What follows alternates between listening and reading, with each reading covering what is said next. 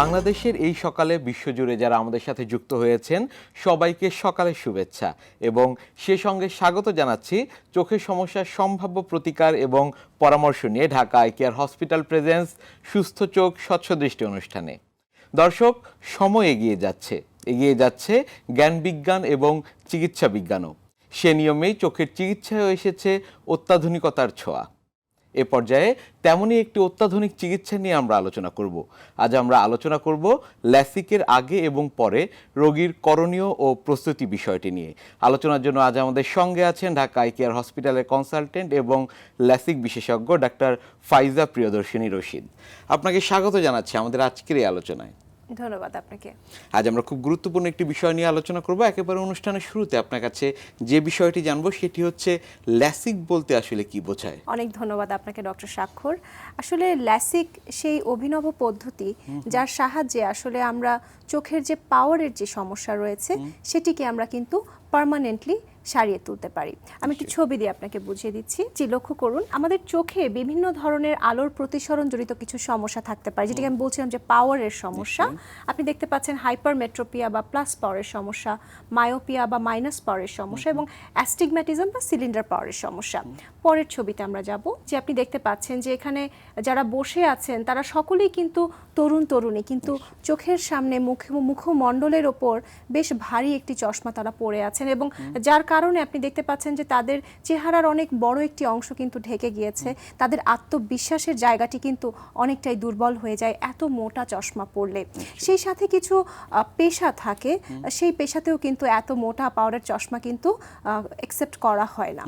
পরের ছবিতে আমরা যাব। সেই সাথে আপনি দেখতে পাচ্ছেন প্রথম ছবিটাতে যে ডান পাশে যে চশমার যে পাওয়ারের পার্টটা রয়েছে সেটা কিন্তু বেশ মোটা, কিন্তু বাম পাশেরটি বেশ পাতলা পাওয়ারের। তো এই ধরনের পাওয়ার যাদের থাকে তাদের কিন্তু অনেক সময় তারা দুটি দেখছে বলে কমপ্লেইন করে, কখনো আঁকা বাঁকা দেখছে, কোনো জিনিসপত্রকে হয়তো ছোট বড় এরকম দেখছে, তাদের জীবনটা আসলে বেশ কঠিন বলা চলে।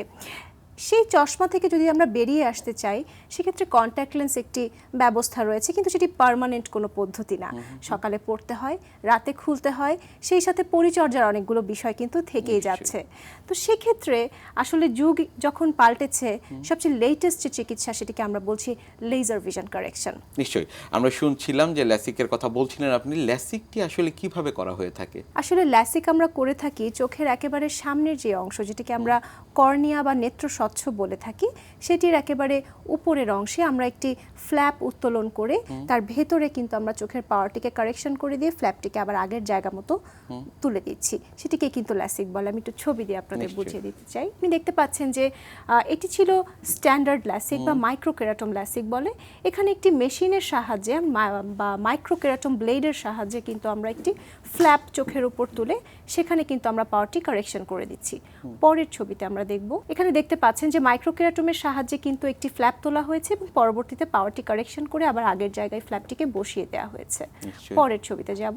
এখন সবচেয়ে লেটেস্ট যে ল্যাসিক, যেটিকে আসলে আমরা বলছি ফেমটো ল্যাসিক, এখানে আমরা দুই ধরনের লেজার রশ্মি ব্যবহার করে থাকি।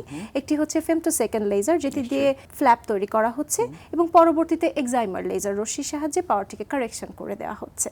নিশ্চয়ই। ল্যাসিক করতে কতক্ষণ সময় লাগে? দর্শকরা অনেক ক্ষেত্রে এটি জানতে চান। জি, খুবই সুন্দর একটি প্রশ্ন। আসলে স্ট্যান্ডার্ড ল্যাসিক বা মাইক্রোকেরাটম ল্যাসিক করতে এক এক চোখে প্রায় 5 থেকে 6 মিনিটের মতো সময় লাগে। সেক্ষেত্রে দু চোখে 10 থেকে 12 মিনিটের মতন সময় লাগে। এবং ফেমটো সেকেন্ড ল্যাসিক, সেখানে যেহেতু আমরা দুটি লেজার রশ্মির সাহায্যে সার্জারিটি করছি, সেক্ষেত্রে এক একটি চোখে মোটামুটি প্রায় 10 থেকে 12 মিনিটের মতো সময় লাগে। সেক্ষেত্রে দুই চোখে 15 থেকে 20 মিনিটের মতো সময়। ল্যাসিক যখন করছেন এক চোখ করে আলাদাভাবে করছেন নাকি একসাথে দু চোখ করছেন? জি, এটিও খুবই প্রাসঙ্গিক একটি প্রশ্ন। আসলে যারা চশমা পরেন তাদের কিন্তু সাধারণভাবেই দু চোখেই পাওয়ার থাকে। সেক্ষেত্রে আমরা ল্যাসিকটি এক চোখ করে একই সাথে দুটি চোখ করে ফেলি। তবে কারো যদি একটা মাত্র চোখে পাওয়ার থেকে থাকে সেক্ষেত্রে ল্যাসিক একটা চোখেও করা যেতে পারে। কারা আসলে এই ল্যাসিক করার জন্য উপযুক্ত? আসলে ল্যাসিক করার জন্য উপযুক্ত হতে হলে কিছু ক্রাইটেরিয়া থাকে, যেমন বয়স হতে হবে অন্তত 18 বছর এবং 18 বছর বয়সের পর 1 বছরে 0.5 ডায়োপ্টার পর্যন্ত চেঞ্জ আমরা অ্যাকসেপ্ট করি, এর বেশি হলে ল্যাসিকের উপযুক্ত তিনি হন না। তাছাড়া আরও কিছু পরীক্ষা নিরীক্ষা আমরা করে থাকি, সেটি যদি উনি সেই পরীক্ষা নিরীক্ষায় যদি উনি উত্তোলন করেন সেই ক্ষেত্রে উনি ল্যাসিক করার উপযুক্ত হন। আমি একটু ছবি দিয়ে আপনাদের বলে দিচ্ছি। লক্ষ্য করুন, একজন রোগী যখন আমাদের কাছে প্রথমেই আসেন, আমরা তাকে স্লিট ল্যাম্প বায়োমাইক্রোস্কোপের সাহায্যে কিন্তু প্রথমেই তার চোখের আইলিডে কোনো ধরনের মেবোমিয়ান গ্ল্যান্ড ডিসফাংশন বা কোনো ড্রাই আই আছে কিনা সেটি আমরা দেখি।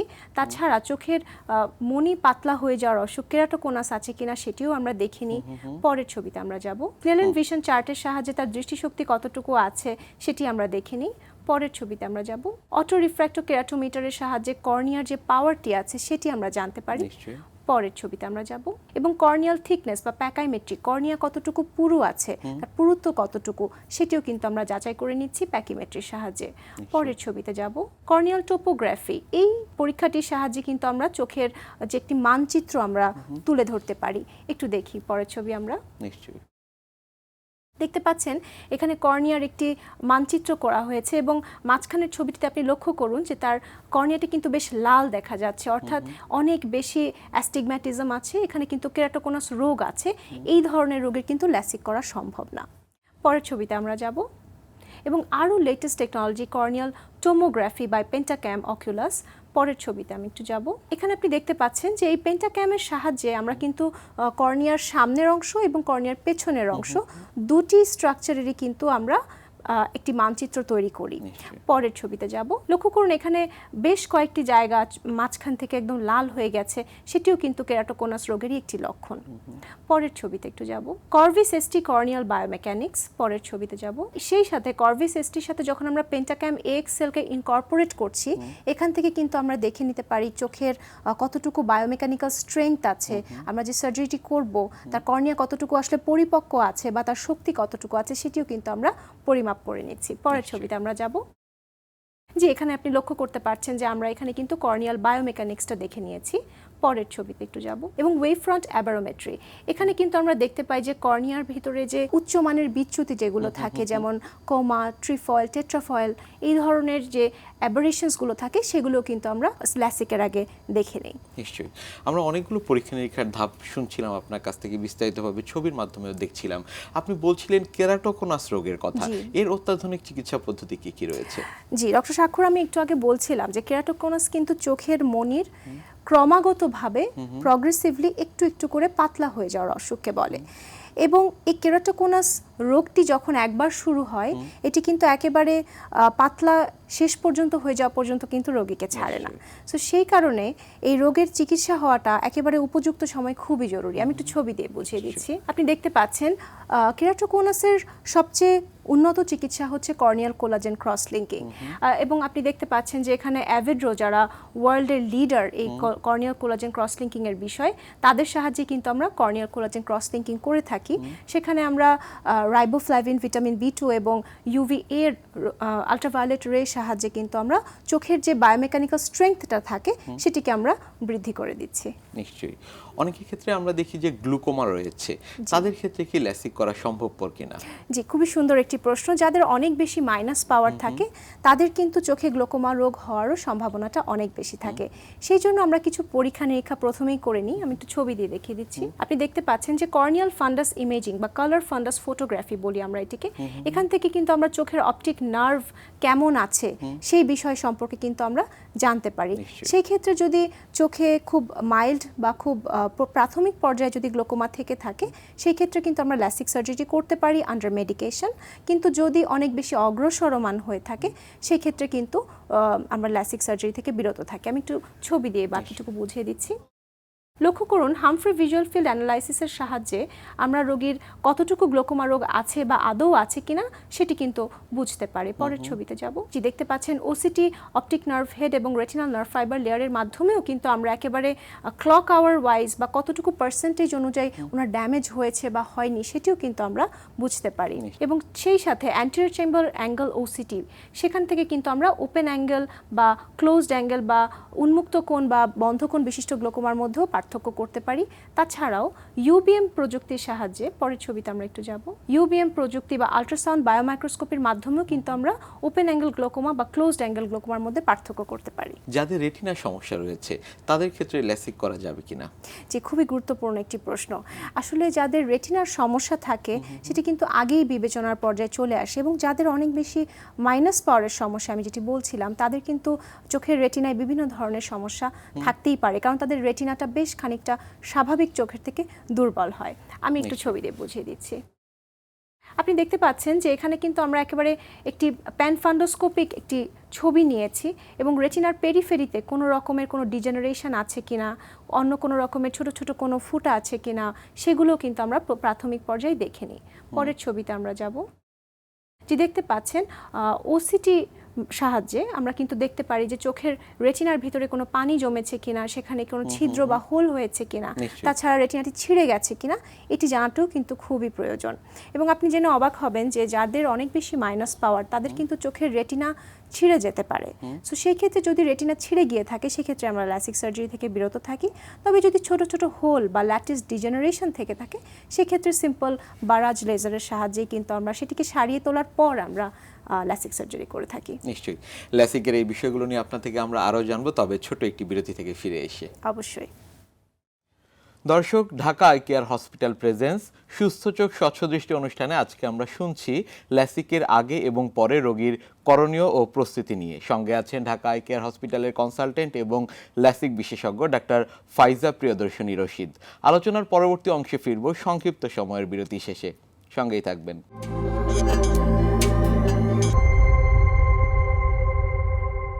আবারও ফিরে এলাম Dhaka eye care hospital presence সুস্থ চোখ স্বচ্ছ দৃষ্টি অনুষ্ঠানে।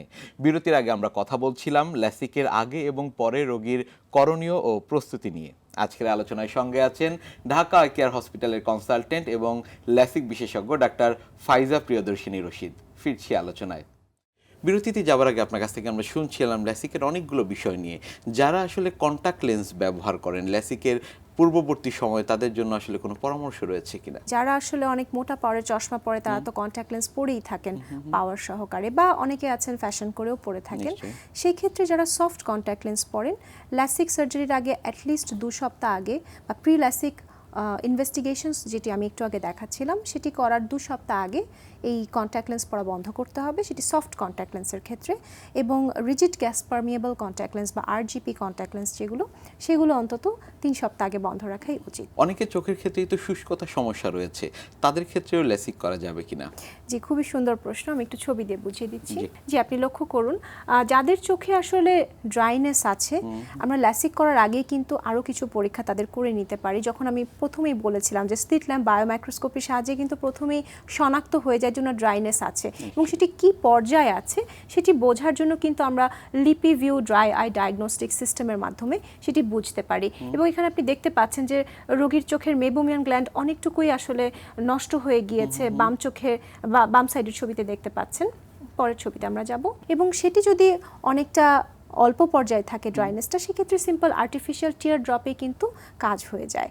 কিন্তু যদি অনেক বেশি অগ্রসরমান হয়ে থাকে, মডারেট বা সিভিয়ার লেভেলের ড্রাইনেস থাকে, সেক্ষেত্রে কিন্তু আসলে চিকিৎসা নেবার পরই কিন্তু আমরা ল্যাসিক সার্জারি করে থাকি। যাদের চোখের পাওয়ার অনেক বেশি তাদের ক্ষেত্রেও কি ল্যাসিক করা সম্ভব কিনা? যাদের পাওয়ার কিন্তু -14 এর বেশি থাকে তাদের চোখে কিন্তু আসলে ল্যাসিক করা যায় না। তাদের ক্ষেত্রে আমরা আসলে ইমপ্লান্টেবল কোলামার লেন্স বা আইসিএল সার্জারি করে থাকি। আমি একটু ছবি দিয়ে বুঝিয়ে দিই। দেখতে পাচ্ছেন যে এটাকে আমরা বলি ফেকিক ইন্ট্রাঅকুলার লেন্স, এবং সেই লেন্সটিকে আমরা বলি ইমপ্লান্টেবল কোলামার লেন্স। এই লেন্সটি কিন্তু আমরা চোখের একেবারে হিউম্যান ক্রিস্টালাইন লেন্স, যেটি আমাদের সৃষ্টিকর্তার প্রদত্ত যে লেন্সটি থাকে সেটির সামনে, এবং চোখের যে আইরিস থাকে বা ব্রাউন যে স্ট্রাকচারটা থাকে চোখে সেটির পিছনে এবং সৃষ্টিকর্তার প্রদত্ত লেন্সের সামনে আমরা এই লেন্সটিকে প্রযোজন করে থাকি। এবং পরের ছবিতে আমরা দেখব তাছাড়াও আমরা রিফ্র্যাক্টিভ লেন্স এক্সচেঞ্জও করতে পারি। এখানে কিন্তু আমি যেটা একটু আগে বলছিলাম যে আমাদের চোখে যে ক্লিয়ার লেন্স থাকে সেই লেন্সটিকে আমরা সরিয়ে দিয়ে একটি কৃত্রিম লেন্স সেই জায়গাটিতেই বসিয়ে দিচ্ছি। এটি অনেকটা ছানি অপারেশন বা ফেকো ইমাসিফিকেশনের মতোই এটিকেই আমরা আসলে রিফ্র্যাক্টিভ লেন্স এক্সচেঞ্জ বলি। যাদের চোখের পাওয়ার সীমার মধ্যে রয়েছে কিংবা অল্প পাওয়ার যাদের রয়েছে তাদের ক্ষেত্রেও কি ল্যাসিক করতে হবে কিনা? যাদের ক্ষেত্রে আসলে পাওয়ারটি কম আছে তাদের আমি একটু আগে যেটি বলছিলাম যে পরীক্ষা নিরীক্ষাগুলো করলে কিন্তু আমরা বুঝতে পারি যে তার চোখের কর্নিয়াল থিকনেসটা ঠিক আছে কিনা, তার চোখে কোনো কেরাটোকোনাস রোগ নেই। সেটি যদি ঠিকঠাক থাকে তাহলে অল্প পাওয়ারও কিন্তু ল্যাসিক করা সম্ভব। নিশ্চয়ই। আমরা এখন স্মাইলের কথা শুনি, সেটি আসলে কি? জি, এটিও আসলে খুবই সুন্দর একটি প্রশ্ন। স্মাইল বা স্মল ইনসিশন লেন্টিকিউল এক্সট্রাকশন, এটি আসলে third generation laser vision correction আমরা বলে থাকি। একটু ছবি দিয়ে আমি বুঝিয়ে দিচ্ছি। এখানে লক্ষ্য করুন যে ছোট্ট একটি 2 মিলিমিটার ইনসিশনের সাহায্যে আমরা চোখের কর্নিয়ার ভেতর থেকে ছোট্ট একটি লেন্টিকিউল বা মিনি লেন্স বের করে নিয়ে আসার মাধ্যমে কিন্তু চোখের পাওয়ারটি কারেকশন করে দিচ্ছি। নিশ্চয়ই। আমরা অনেক সময় দেখি যে ল্যাসিক করবার পর অনেকেই কালার লেন্স পড়তে চায়, সেটি কি আসলে যৌক্তিক কিনা? কালার লেন্স অর্থাৎ কন্ট্যাক্ট লেন্সের কথা বলছেন নিশ্চয়ই। জি, অনেকেই তো আসলে পড়তে পছন্দ করেন, সেটি ফ্যাশন পারপাসেই হোক। আসলে 3 মাস পরে পড়তে হয়। ল্যাসিকের কারণে চোখে আসলে ছানি পড়ে কিনা? না, একেবারেই না। ল্যাসিক থেকে কখনোই চোখে ছানি পড়তে পারে না। তবে যে সমস্ত রোগীরা আজকে ল্যাসিক করছেন তাদের বয়স যখন 50 বা 60 ঊর্ধ্ব হবেন তখন তো তাদের চোখে অবশ্যই ছানি পড়বে। সেই ক্ষেত্রে অবশ্যই তাদের তখন চোখে ফেকো ইমালসিফিকেশন বা ছানি অপারেশন তখন তাদের করতে হবে এবং তখন তাদের চোখের যে লেন্সের পাওয়ার সেটি আসলে সঠিকভাবে নির্ণয় করাটা খুবই জরুরি এবং সেখানে আমরা আসলে অপটিক্যাল বায়োমেট্রির সাহায্যে ব্যারেট টিকে বা ব্যারেট ট্রুকের সাহায্যে কিন্তু আমরা চোখের পাওয়ারটি খুব সুন্দর করে লেন্সের পাওয়ারটি আমরা নির্ণয় করে থাকি। নিশ্চয়ই। ল্যাসিকের কতদিন পরে মাস্কারা, আইলাইনার, আই শ্যাডো কিংবা ফেসিয়াল করা যেতে পারে? জি, আসলে এই প্রশ্নটা মেয়েদের অনেক বেশি থেকেই থাকে, আমি বুঝতে পারছি। এই প্রশ্নটি আসলে করাটা খুবই যৌক্তিক এবং এটি সাধারণত 7 থেকে 10 দিন পরে কিন্তু আমরা মেকআপ করতে বলি। তবে ফেসিয়ালটা আরও কিছুদিন, 1 সপ্তাহ থেকে অ্যাটলিস্ট 2 সপ্তাহ পরে করাটাই ভালো এবং খেয়াল করতে হবে ফেসিয়াল করার সময় যেমন চোখের ওপরে যেন কোনো প্রকার হাত না পড়ে, সেক্ষেত্রে ফ্ল্যাপ নড়ে যাওয়ার একটি সম্ভাবনা থাকে। অনেক দর্শক যেটি জানতে চান বা রোগীরা যেটি জানতে চান সেটি হচ্ছে ল্যাসিক করলেন তারা পরবর্তীতে কতদিনের মধ্যে কাজে ফিরতে পারবেন পূর্ণাঙ্গভাবে? 3 থেকে 5 দিনের ভেতরেই। নিশ্চয়ই। সেক্ষেত্রে আসলে সতর্কতার কোনো প্রয়োজন রয়েছে কিনা? সতর্কতা এতটুকুই যে আপনি যখন কাজটি করছেন আপনি খেয়াল করবেন আপনার চোখের ভেতরে কোনো কিছু প্রবেশ যেন না করে এবং চোখে অবশ্যই পানি লাগানো থেকে অন্তত 7 দিন বিরত থাকতে হবে। আমরা আপনার কাছ থেকে ল্যাসিক নিয়ে শুনছিলাম, একটু ভিন্ন প্রসঙ্গে জানবো। ঢাকা কেয়ার হসপিটালে যারা আসলে ল্যাসিক ছাড়াও চোখের অন্যান্য সমস্যা নিয়ে আসবে তারা আসলে কি কি সুযোগ সুবিধা এখান থেকে নিতে পারবেন এবং বিশ্বমানের যে চিকিৎসা সেবার কথা আমরা বলে থাকি সেটি কি ঢাকা আই কেয়ার হসপিটালে নিশ্চিত হয় কিনা? জি, অবশ্যই। ঢাকা আই কেয়ার হসপিটাল একটি অত্যাধুনিক হাসপাতাল এবং সেখানে সব ধরনের চোখের রোগের চিকিৎসাই করা হয় এবং সব ধরনের পরীক্ষা নিরীক্ষা করেই কিন্তু আমরা রোগীদের খুব সুন্দরভাবে এই চিকিৎসা দেওয়ার চেষ্টা করে থাকি। নিশ্চয়ই। ফলো আপের যে বিষয়টি সেটি আপনারা রোগীদের কিভাবে নিশ্চিত করে থাকেন? ফলো আপের বিষয়টি কিন্তু আমরা অপারেশনের একদিন পরে আমরা তাদেরকে ফলো আপ করি এবং তার পরবর্তীতে 1 মাস পরে আমরা তাদের ফলো আপ করি এবং পরবর্তীতে 6 মাস বা 1 বছর পর পর তারা আমাদের কাছে ফলো আপে আসলেই হয়। পরীক্ষা নিরীক্ষার যে বিষয়গুলো রয়েছে কিংবা অত্যাধুনিক যন্ত্রপাতির যে বিষয়গুলো রয়েছে রোগীরা কিন্তু অনেক ক্ষেত্রে চিকিৎসার আগে জানতে চান, কারণ মানুষ আগের চেয়ে অনেক বেশি সচেতন হয়েছেন এই বিষয়গুলোতে। সেগুলোর দিক থেকে ঢাকা আই কেয়ার হসপিটালের অগ্রগতি কেমন হয়েছে বলে মনে করছেন? যে আপনি জেনে খুবই খুশি হবেন যে ঢাকা আই কেয়ার হসপিটালে আমি যে সমস্ত পরীক্ষা দেখাচ্ছিলাম যেটি অ্যাকচুয়ালি বিশ্বমানের যত রকমের পরীক্ষা নিরীক্ষা আছে সব কিছুই কিন্তু ঢাকা আই কেয়ার হসপিটালে আছে এবং আমি রোগীদের উদ্দেশ্যে বলতে চাই যারা আপনারা ল্যাসিক করতে চান কিংবা অন্যান্য যে কোনো ধরনের রোগের চিকিৎসা করতে চান আপনারা ঢাকা আই কেয়ার হসপিটালকে আসতেই পারেন, ঢাকা আই কেয়ার হসপিটালে। নিশ্চয়ই। আশা করি আপনার কথার মাধ্যমে আমাদের যারা দর্শক রয়েছেন তাদের বিশ্বাসের জায়গা আগে চেয়ে অনেক বেশি সুদৃঢ় হবে। অনেক ধন্যবাদ আপনাকে আমাদের আজকের এই অনুষ্ঠানে আসবার জন্য। আপনাকেও অনেক ধন্যবাদ, আরটিভিকেও অনেক ধন্যবাদ এবং আরটিভির সকল দর্শক এবং কলাকুশলীকেও অনেক ধন্যবাদ। দর্শক, আপনি, আমি, আমরা পৃথিবীর যেখানেই থাকি না কেন আমাদের সুখের মূল মন্ত্র বা প্রথম কথা হচ্ছে শারীরিক সুস্থতা। জগতের সব কিছু মিথ্যে আর অর্থহীন হয়ে পড়ে যখন শরীর সুস্থ থাকে না। তাই চোখসহ শরীরের যে কোনো অংশের অসুস্থতা বা চিকিৎসা থেকে অবহেলা করা যাবে না কোনোভাবেই। অসময়ে অকালে দৃষ্টি হারানো থেকে রক্ষা পেতে সঠিক সময়ে প্রয়োজনীয় চিকিৎসাটি গ্রহণ করতে হবে। নিজেকে আর নিজের চারপাশকে সুস্থ ও স্বচ্ছ রাখতে হবে। সবার জন্য সুস্থ এবং স্বস্তিময় জীবনের প্রত্যাশায় আজকের মতো বিদায় নিচ্ছি। সবার জন্য শুভকামনা।